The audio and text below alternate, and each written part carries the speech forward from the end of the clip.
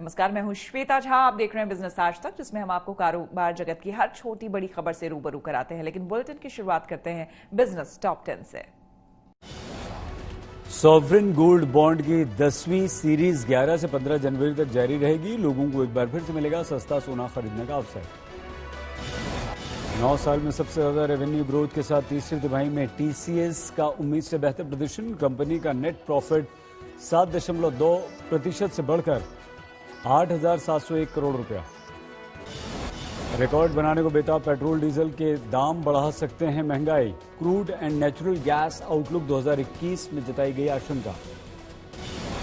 Google पर ढेरों group chat link public होने से प्रोफाइल पर मंडराया खतरा। कोई भी लिंक सर्च करके व्हाट्सएप ग्रुप में जुड़ सकते हैं। एसबीआई ने इंस्टेंट लोन ऐप से किया सावधान। 5 मिनट में लोन देने के नाम पर हो सकती है आपसे ठगी। पीएम किसान सम्मान योजना के 1,364 करोड़ रुपए अपात्र किसानों को मिले। स्कीम के दायरे में नहीं आने वाले 20,48,000 किसानों को मिली रकम।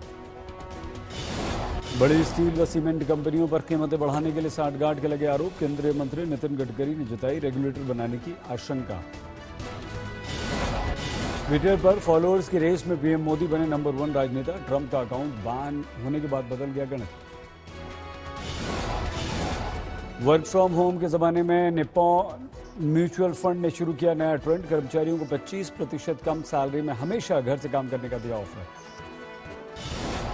इलेक्ट्रिक कार बनाने के लिए साझेदारी करेंगे ह्यूंडई मोटर्स और एप्पल। 2024 में उत्पादन शुरू होने की संभावना।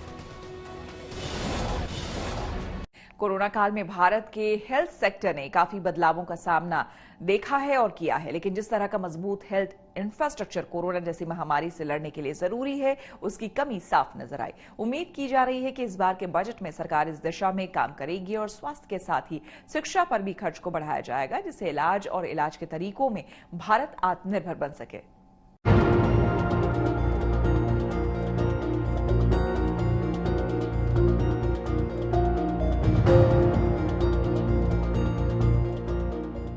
कोरोना काल का असर इस बार के बजट पर पूरी तरह दिखाई देने का अनुमान है। कोरोना की जंग में भारत की स्वास्थ्य सेवाओं ने काफी हद तक बदलाव किया है और इनमें अब कई बदलाव होने की जरूरत भी है। दरअसल हेल्थ स्पेंडिंग इंडेक्स में भारत 158 देशों में से 155वें नंबर पर है।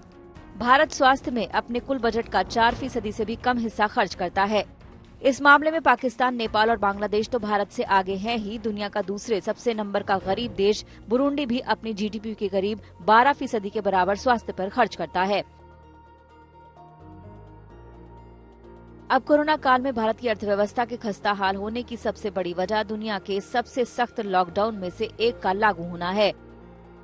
भारत को कड़ा लॉकडाउन लगाकर कोरोना से लड़ने लायक हेल्थ इंफ्रास्ट्रक्चर तैयार करने में वक्त लग गया। इसकी वजह ये जीडीपी का बेहद कम अनुपात हेल्थ पर खर्च करना रहा। WHO के हिसाब से स्वास्थ्य पर जीडीपी के 15% के बराबर खर्च होना चाहिए। जिन 158 देशों में सर्वे किया गया था, उनमें केवल 26 देश ही स्वास्थ्य पर कुल बजट का 15% खर्च करते हैं। अब पीएम की अर्थशास्त्रियों के साथ बैठक में उनको ये सुझाव मिला है कि भारत को स्वास्थ्य पर खर्च बढ़ाने की जरूरत है।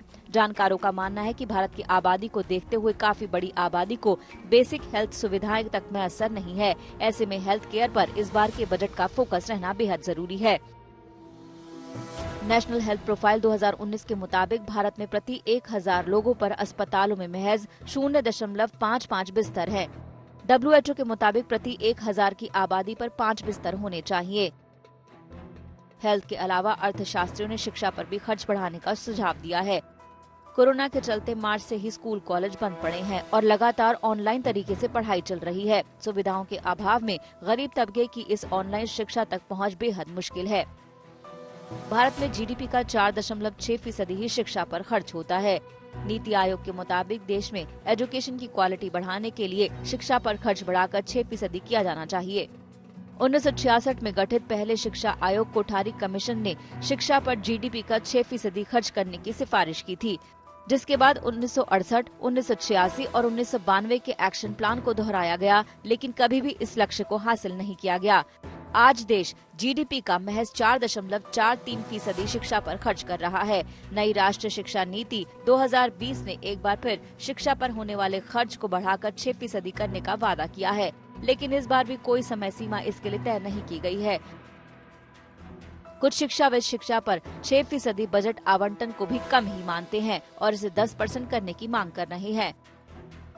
भारत में स्कूली शिक्षा और उच्च शिक्षा में प्रशिक्षित शिक्षकों की कमी, बेसिक इंफ्रास्ट्रक्चर की खस्ता हालत, स्कूलों और कॉलेजेस की कमी और गरीब छात्रों को मिलने वाली स्कॉलरशिप में कटौती जैसी समस्याओं का ही सामना करना पड़ रहा है। उम्मीद है कि आत्मनिर्भर भारत की तरफ से कदम बढ़ाने के लिए भारत सबसे पहले अपने इन 2 कमजोर क्षेत्रों को जरूर मजबूत बनाएगा, जिससे देश की तरक्की की रफ्तार तेज होगी और कोरोना जैसी महामारियों से लड़ना आसान होगा। ब्यूरो रिपोर्ट, आज तक। बिजनेस आज तक में मेरे साथ फिलहाल इतना ही। कारोबार जगत की हर खबर को तुरंत अपने मोबाइल पर देखने के लिए आप हमारे YouTube चैनल बिज तक भी सब्सक्राइब कर सकते हैं।